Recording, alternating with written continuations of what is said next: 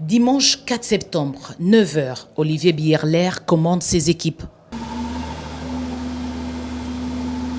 C'est le patron de la société recruté pour tout organiser en termes de logistique. Bon, vous savez, c'est un projet sur lequel ça fait 3 mois qu'on travaille. Quand on a récupéré les barges à l'Onatra, on a tout réfectionné.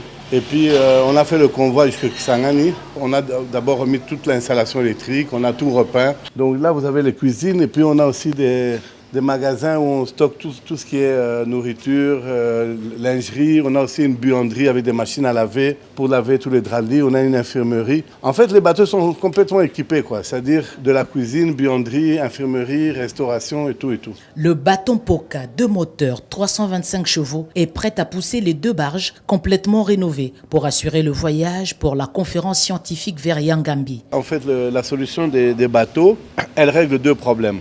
D'abord, le problème de transport des invités de Kisangani à Yangambi. La route est impraticable actuellement. Les ponts, il y a au moins 5 ponts qui sont impraticables. Donc, c'était impossible d'amener autant d'invités à Yangambi.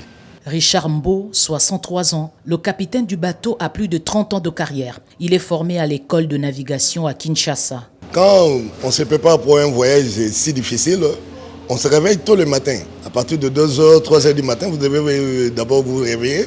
Vous faites votre prière et ensuite vous regardez les dispositifs de voyage. Au total, nous sommes 17 membres de l'équipage. En organisant la conférence scientifique dans le cadre de la pré-COP 27, F. Bazaïba, vice-première ministre de l'Environnement, a gagné un pari, celui d'attirer l'attention de la planète tout entière sur ce qui se passe en République démocratique du Congo, pris comme pays solution face à la crise de l'environnement, face au changement climatique.